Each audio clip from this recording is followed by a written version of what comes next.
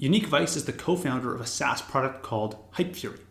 Hypefury helps creators write more tweets and then get more engagement, awareness, and attention from those tweets that they're posting. Along with his co-founder Samy, they've been able to scale up Hypefury from $0 to $6,700 in MRR, that's monthly recurring revenue, in just 6 months. Even more impressive though, Hypefury's revenue is growing 15 to 20% every single month.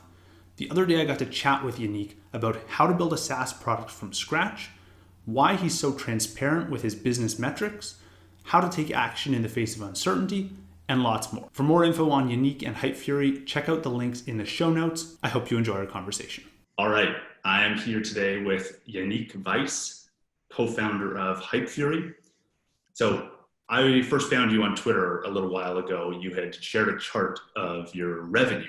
You share this all publicly. These, you use bear metrics for your sharing revenue. You share subscriptions, people added, people lost. Tell me more about Hypefury, the business, and why you guys are so transparent. Yeah, well, Hypefury, if you make it small, it's just a tweet scheduler, but we really don't see ourselves like that. It's making people's lives better who are on Twitter, who want to spend more time engaging with others. So the basic thing is you can very easily schedule tools. It saves you time. But where we really want to go towards is we want to, give entrepreneurs, online entrepreneurs, the tools to make their lives better, to make them more successful. That's really where we want to go to. So yeah, that's, right now we're in a little Twitter niche and we're doing a little bit with Instagram, a little bit with Gumroad. But in the end, we want to give people who are, just everyday people who want to become successful online, we want to give them the tools to do it. Cool. And what was the reason behind starting with Twitter? Yeah, that's a good question. So I actually, when Hypefury started out, I wasn't involved. Samy, he's the original founder.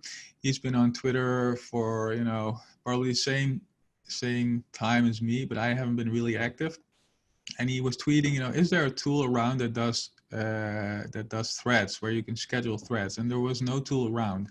So that's when he thought, hey, here's something I could build. So, and I think in a couple of days or a couple of weeks, he made the tool. And, so many people got excited and jumped on the Hypefury train that he thought, hey, I'm onto something. And then he posted something on Indie Hackers. He was looking for a growth guy, and I responded. I sent him a message, say, hey, Samy, I could help you out. Let's connect. And we talked a little bit over WhatsApp. I flew to Paris. We had dinner together, and I showed him my past, what I did, and we connected. We clicked really well, and so in the end, I'm here now doing growth, and he's developing Hypefury. Very cool. And before you joined Hypefury, what were you doing in the years prior to that? Yeah, so you could say my online journey started, I think, at least 10 years ago. I was making websites in high school, but when it really started was, I think, I worked for a couple of years for the best online marketing agency here in the Netherlands. And everybody had their side projects. So, I just watched and learned how everybody was creating websites and earning money. And, I started my first website. I'm looking at it right now because just for fun. So July 22nd, 2008, that's when I actually implemented Google AdSense.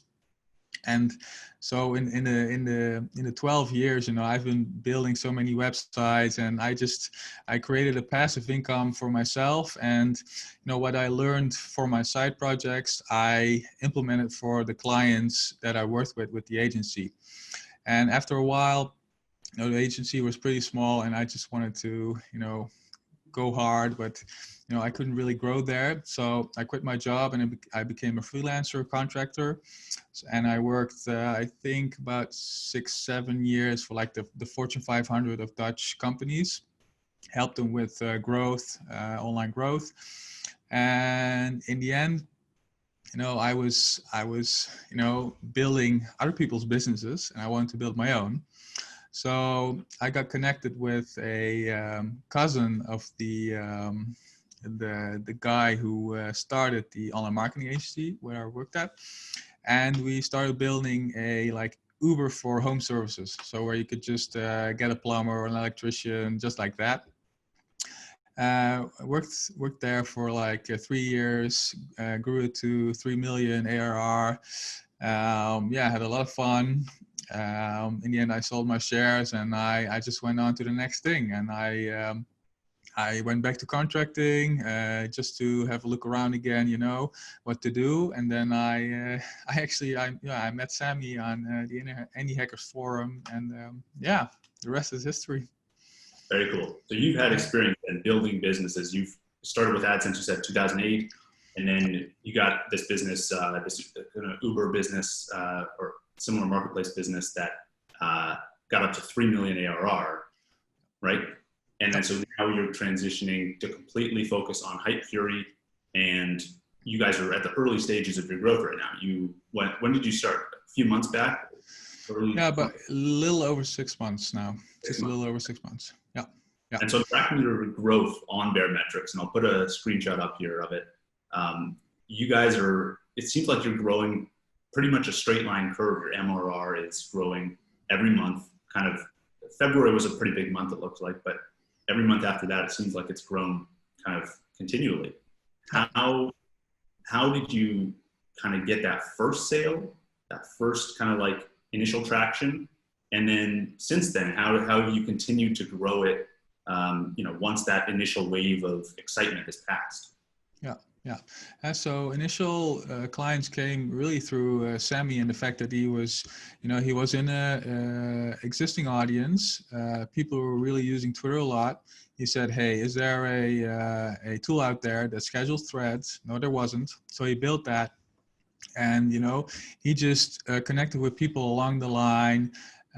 People jumped on the Hypefury train, and only a few months after he launched the app did he actually implement the payment system. So people were already using it for free.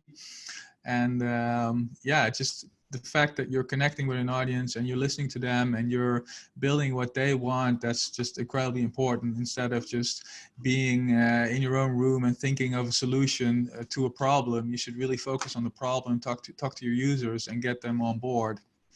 And the current growth it's more the same really. If you look at it, it's just we have an affiliate program, and our customers are really happy with our product, so they're also very happy to promote it. And Twitter is luckily it's a viral platform. It's very easy to voice something and to jump on that train of virality, and just people like to share that they're using Hypefury, not just because they can also earn something with the affiliate part, but really because we're listening and we're building stuff they really enjoy.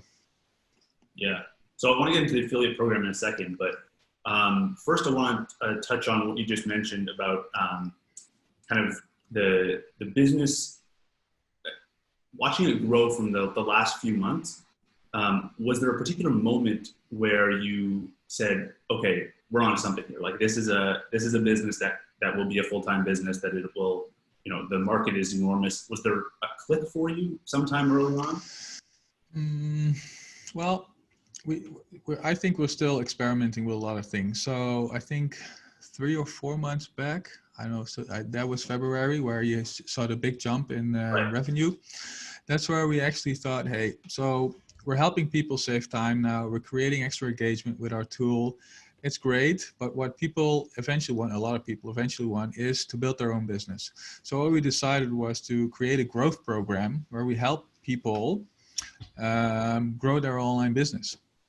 As a base, we would use Twitter, because once you've built your own audience, it's so much easier to sell your own stuff. And we introduced the growth program. We just tweeted something like, hey, we're opening up a limited amount of space for this program. This is what you're going to get. Budget is between this and that. Retweet this tweet and comment if you want to be eligible to join. I contacted everybody. I think we had, I don't know, about 20 people who responded, and I asked them, how much time are you willing to put into this? How much money is it worth to you? How do you look at yourself in 1 to 2 years time, where you want to be? And based on those answers, we actually created the program. Instead of, hey, here's the program, you can join in. We just had a look at, okay, what do people want? And based on that, we created a program. And once we saw that there was quite a bit of demand there, we also really thought, hey, the scheduling, this time saving, that's really nice. But in the end, where revenue wise, where the money is, it's helping people become successful online, and that's where we're transitioning to now. So we've made integration with Gumroad, where we can automate sales. We're going to do all sorts of other cool stuff. We're really, in the end, we want to create revenue for our users. That's our end goal, and I think there is, it's, do you want to save an hour of your time, or do you want to make $100 with Hypefury? That's where we can get a lot more value for our users if we concentrate on the latter. Right. So was this first growth program, was this more like a personalized, like one-on-one kind of like coaching or a course, or how did that work? Yeah, so it's a bit of both. So we have a couple of different tiers. People pay different amounts of money every month, and based on that, we ghostwrite tweet for them. That's one part. We give personal advice, so they can schedule calls with me and people on the Hypefury team, and we help them with the basics. This is how you should use Twitter. This is how you can create your own ebook. This is how you can set up your email list and stuff like that. So we're giving them the basics, but really tuned into a couple of niches. So we got like 20 applications, and we took about 10 people on board. And we based that on, I'm good with the online niche. Samy is good with health and other things. So we took the users that were corresponding with our knowledge, and we built a course that we knew would work for them. So that's basically what we did. Right. And so now that you've got this scheduled tweet scheduler product as well, what do you think of when you think about scaling the business? You think of, you have the course, and then you have this tweet scheduler. Do you think one or the other is more able to scale up faster, or how do you think about taking the business to the next level? Yeah, that's a good question. So that's actually something we're struggling with. Well, struggling with might not be the right word, but in the end, we want to focus on the SaaS product. I think that's the most important, and it's I think easier to scale that than it is to do the more manual one-on-one kind of stuff. That's why we're right now looking for people, and we found a couple already, who are interested in helping us with the courses and with the one-on-ones, because these are the guys who do this every day. They already do the coaching, they already do the videos, and they're used to doing this. They might even do it better than me or other people on the Hypefury team. And so they'll help us with the growth program, and we'll concentrate more on the SaaS business, the scheduling, if you want. Yeah. Cool. So now that's one aspect of it, growth and scalability. But then the flip side of that is, I think maybe it's easier to make a case for the course product to be have a larger moat around it. It's more personal. It's more there's more touch points, versus the SaaS product that may be easier to replicate. So how do you then think about avoiding competition, specifically on the SaaS product, where it's a tool that is more accessible to replication than a one-on-one hand-holding kind of course where you are your moat, right? Yeah, that's a good question. Yeah, I think right now we don't really have a lot of competition with the scheduling. You know, if you look at Hypefury as a scheduler, then we have a lot of competition. But we don't see ourselves as a scheduler. We make it easy for content creators to create more tweets. That's what we do right now. It's really, Hypefury is like, yeah, it makes you a tweet machine. That's what we do. So you can go, you know, to a dozen other places that lets you schedule content. We help you schedule the content. You know, we give you inspiration on tweets. We show you what type of content has more engagement than others. We automate extra engagement for you. So even Buffer and all these other, you know, huge SaaS businesses, they are not really into the Twitter niche. We are so drilled down into helping Twitter adapt, you know, people who are really into the Twitter sphere to, you know, create more content. So I you know, that's why I don't really see us having a lot of competition. I think where the real growth will come from is if we, you know, circle ourselves around our users, you know, people who have a presence on YouTube, have their own blog, do stuff on LinkedIn and Facebook. And if we can really help those people become more successful, then that's, you know, where the real money is, I think. Yeah, and you mentioned taking it to the next level beyond just getting reach on Twitter and engagement, but also earning money. How do you get from reach to earning money? How do you help users and hold their hand to that next step where they can then turn their engagement and their reach into an actual business?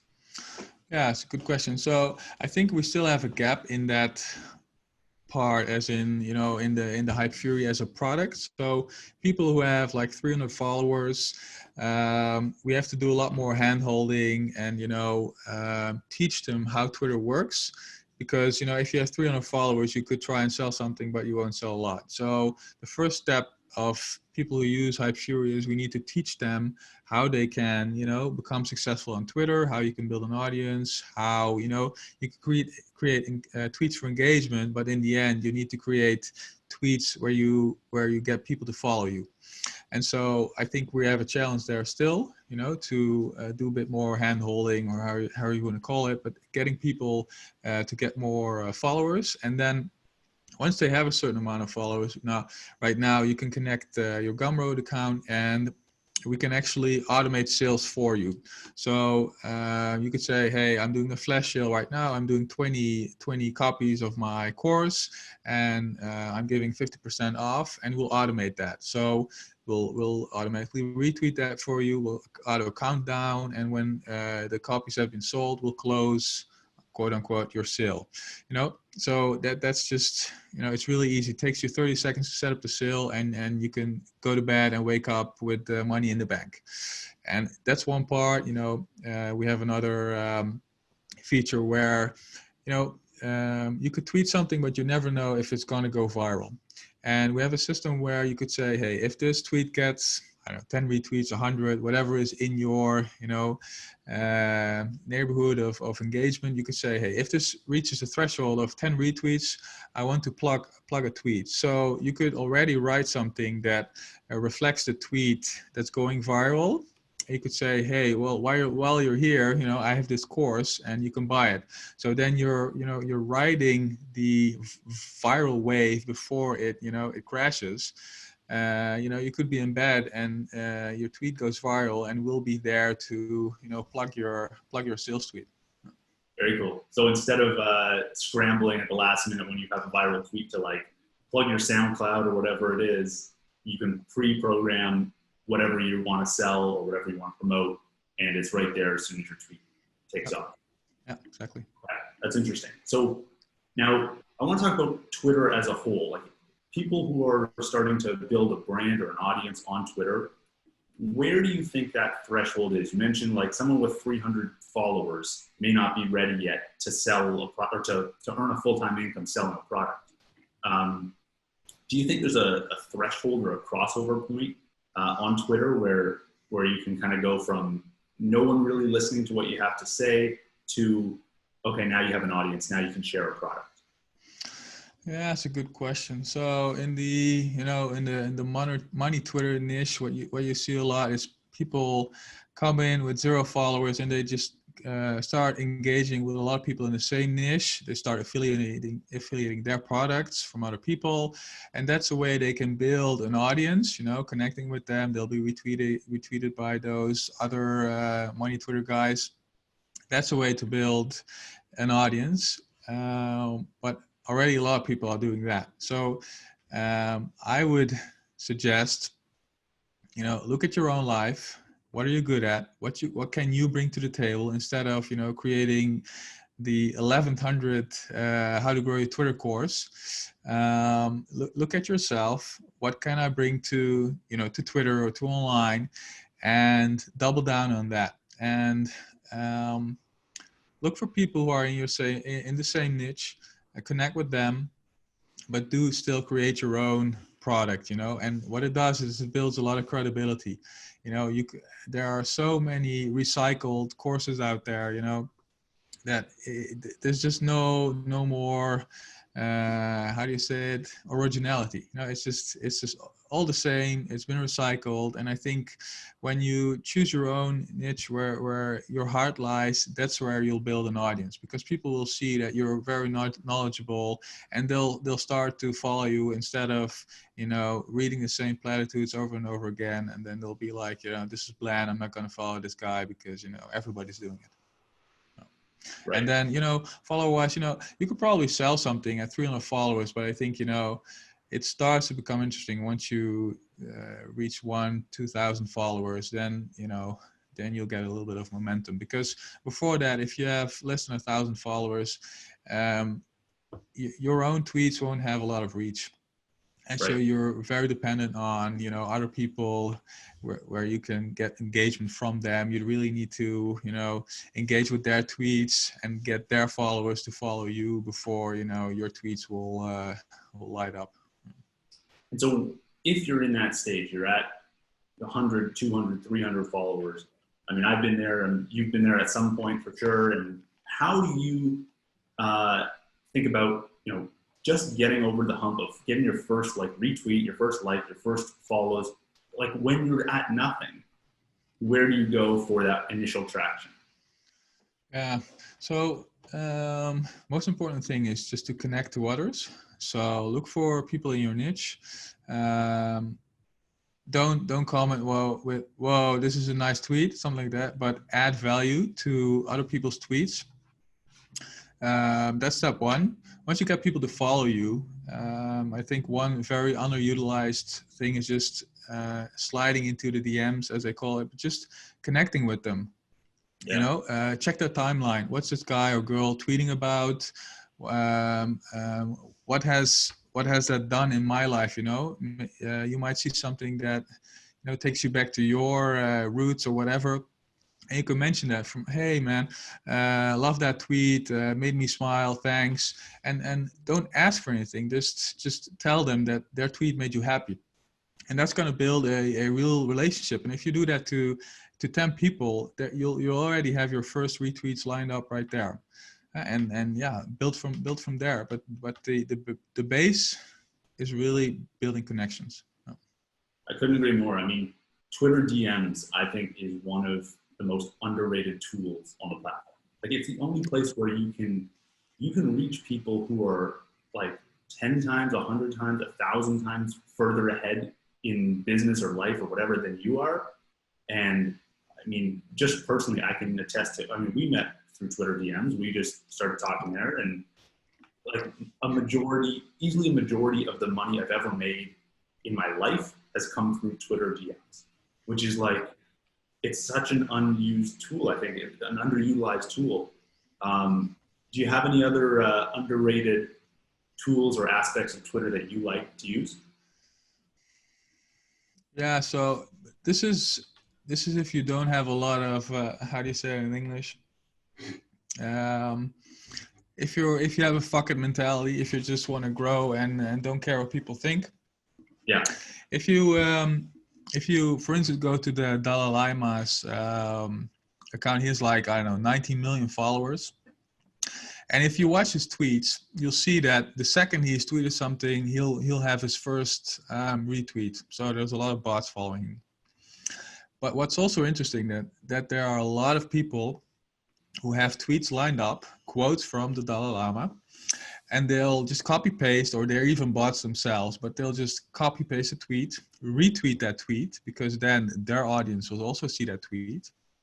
They'll get engagement from their own audience, and in turn, because their tweet already has some engagement, they'll rise on the timeline, and then the Dalai Lama's followers will give them more engagement, and you can get quite a lot of followers doing this trick. And this is one account, but you could do it with literally hundreds of accounts, and I've seen people grow tremendously just with these tactics. I don't personally like it. I sometimes do it when I think, hey, I like this tweet, I'm going to quickly reply and see what happens. But I've seen other accounts do it, and they do it massively and gain a lot of followers. And they have just a fuck you mentality. They think, well, I'm just here for growth. I just want to get more followers, and this is a way that works for me. And I can imagine that it's not something everybody would want to do, but it definitely works. Yeah, I see it all the time on Donald Trump's Twitter account.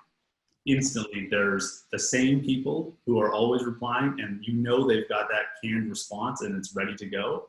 And it ends up with thousands of retweets, thousands of likes, and probably a few hundred extra followers. Yeah, it does. I want to step back now from Twitter and talk more about growing Hypefury with what you specifically mentioned, the affiliate program. You guys launched this. When was the affiliate program launched? Back in February or March? I think a bit before that. Yeah, I think December even. Yeah. And how did you guys? So this was one of your early kind of growth levers, right? Like figuring out how to get sales from, you have a network now of hundreds of people that you can reach into and generate sales for Hypefury, right? How did you first get that network built up? Yeah, that's a good question. So I have to think back. So in the end, when we started the affiliate program, it was just people who were asking, hey, do you have an affiliate program? And we just send them the link and they could subscribe. After a couple of months, we included in the onboarding messaging. So we said, after a couple of days or after people had a couple of sessions in the app, we actually told them, hey, the affiliate program is now open to you. So we create a little bit of exclusivity, like, hey, not everybody is invited, but in the end, almost everybody is invited, but at least they have, a little bit of this exclusive feel. And so we promote it to our own customers. We have it on our Twitter profile. And what we recently launched is, there are a lot of people who are already affiliates. We have over 350. Some people, they're not interested in selling our product. They're actually interested in selling the fact that you can sell something. Meaning our affiliates can now refer other affiliates to us. So they don't necessarily need to use the app. They can just go about and refer other people. And I think that's very, very powerful, because you'll actually create your own little army who can sell for you. Because if you refer somebody to us, that in the end refers, just paying customers, the referring person will also get a part of the commission. And it's a bit complicated to explain maybe, but you have like a second tier, so people who I refer to the affiliate program, who in return refer people to Hypefury, everybody will get a share of the fact that they referred a new user. Right.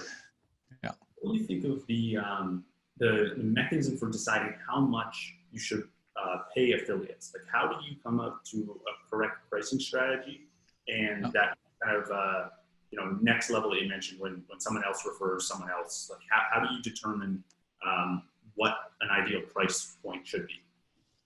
Yeah, so that was more, and it still is, a bit of guesswork. So what we didn't do was say, hey, if you refer somebody, if someone becomes a paying customer, we'll give you, I don't know, $20, $50, whatever. That's not what we're doing.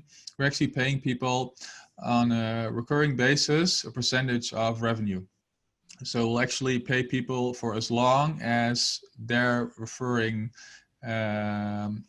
subscriber is subscribed. So they'll get 25%, and that could be for years. And it's once you're on the road for a couple of months, you can actually pretty quickly calculate your lifetime value. So you just it's churn rate and average order value. So you could set up a system where you say, okay, so if our average order value is $250 or lifetime value is $250, we could say, okay, here's 25%. But I think what's very powerful about this way is that you're also giving people a recurring revenue. And that's something, who doesn't want recurring revenue? I think it's much more powerful to say, hey, you'll be paid as long as your users stay, as opposed to just giving people one lump sum and then, be done with it. So I think that's also, psychologically, I think it's an interesting angle. And everyone who's an affiliate and who's referred anyone actually can see those metrics on your bear metrics. You can see how much you're earning, how much the churn is, how many new subscribers you've added. I think a lot of businesses would be like, I for one respect the transparency and I appreciate that. But I think a lot of business owners could look at that and go like, I don't know if I want to give away all of my metrics, right? What made you guys decide to be so transparent in the first place? Was this something you guys thought of as a strength or like a way to differentiate or to kind of like prove the value of the product? What was the mentality behind that? Yeah, so I think it's a bit of credibility building. You could just, it's not showing off, but it is showing people that, we're not doing this for show. We're building a company. People stay, they pay us. It's not a joke. It's not a circus. We're not, it's credibility, I think, as the first part, but it's also for us, it's carrot versus a stick. We see every day how many people join and how many people stay, and other people also see that. So if our metrics turn red, it's a bad message for us, but also to our users who are currently using us. And so it generates a bit of stress, I would say, towards us also, to just stay sharp and keep improving every day. So I think it works both ways. People will be attracted to the fact that, hey, this company is growing. I want to join them just because they're growing, but it's also, the other way around. It'll keep us sharp. Yeah. Right. And improve the value of the product, right? Like if, you went what, 0 to now 700 or 7,000 a monthly recurring revenue in the first 7 or so months. And if users see that continue to grow, they can say, okay, this is a product that people clearly are using and are getting value from, and it kind of builds on itself, right? Yeah, exactly. Yeah. Cool.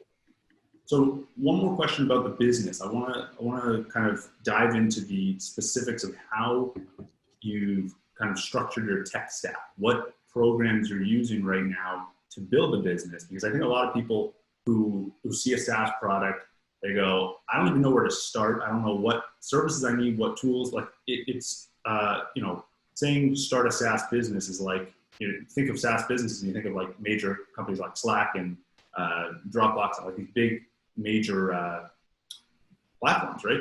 So how did you guys kind of like set up your tech stack to launch from day one? What were the kind of main services you guys leveraged to kind of build the business?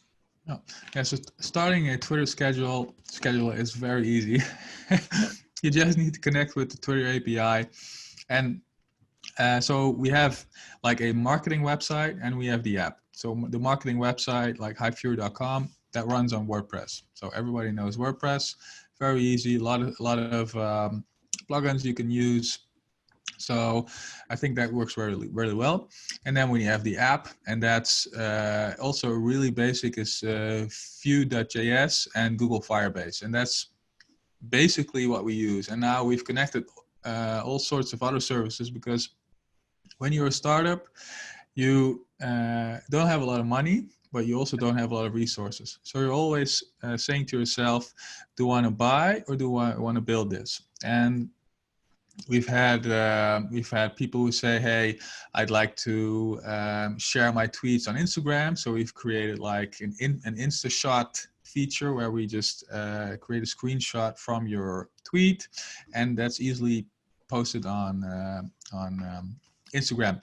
And we could have built that ourselves, but we decided to use another system, Bannerware, which has an API. We just send the stuff to them, and then we get a tweet shot back. So yes, that costs us a bit of money every month, but the opportunity cost would be a lot bigger if we'd spend a lot of time on building it ourselves, which is not our core business.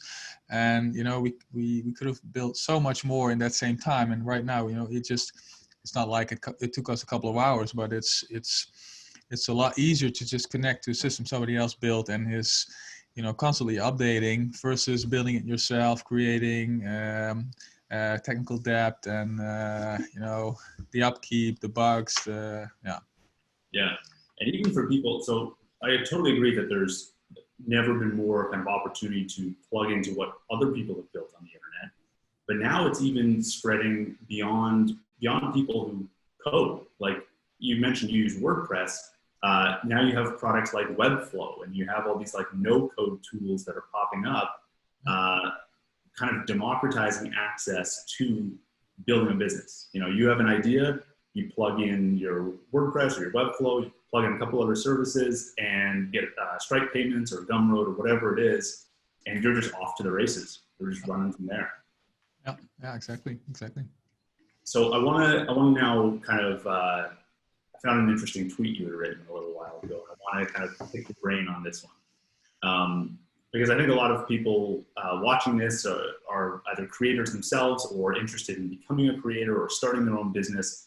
And you posted this tweet and you said, creators earn 10% plus more than people not considering themselves to be a creator. If you can consume, you can produce. Become a creator and end the rat race. Why do you think this is, that people who consider themselves creators, is this specifically on the internet you're talking about, or why is there this difference?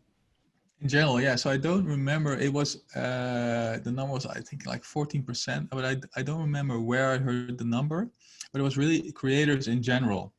As people who consider themselves as creators, that could be online or offline, doesn't matter.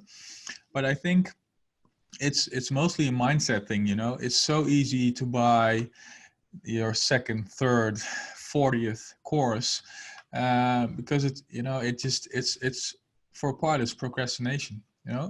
I need to read this first and then I'll start.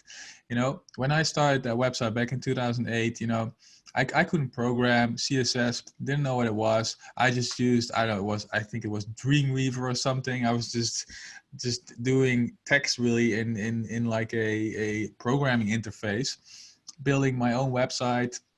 It did 19 cents the second day, but that was literally my first dollar with nothing. And I've created multiple websites, which are only text based, really just text, no image, no fluff, and they still make me more than €1,000 a year. It's not a lot of money, but just to show that you really don't need to be a genius to make money. And I think if you have that mindset, that creator mindset, I have enough knowledge or more knowledge than the average person about this subject. I could do something with that. And if you have that mindset, I think you should do something with it. Yeah. I mean, I look at how easy it is now to be a consumer of a product, right? Like, especially on the internet, like Amazon, Netflix, they've all made it so easy. Even, not even business consumer, but like a consumer of anything.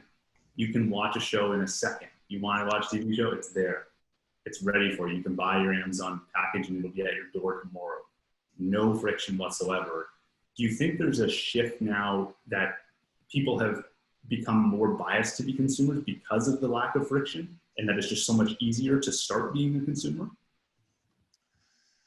Yeah, that's a good question. You know, I'm also a consumer. I also watched a Netflix show. I watched The Last Dance the last couple of weeks. I really loved that. So yeah, this, you know, in the end, the point you mentioned, friction is you know, is the reason why businesses exist. You know, if you as a creator can remove friction, then people will consume your stuff. And yeah, I think, you know, I think it's a big danger to society that it's become so easy to consume, but it also opens up so much, because, you know, you also have a lot more free time if you choose to have more free time, and you can, you know, put that towards creating something. So it's a knife that, you know, or a sword that cuts on both sides. Yeah. There, totally there. Okay, I got one more question for you, and kind of in the same lens. If you are a creator right now, starting out from square one, never built a business before, what is the one piece of advice you give to that creator today?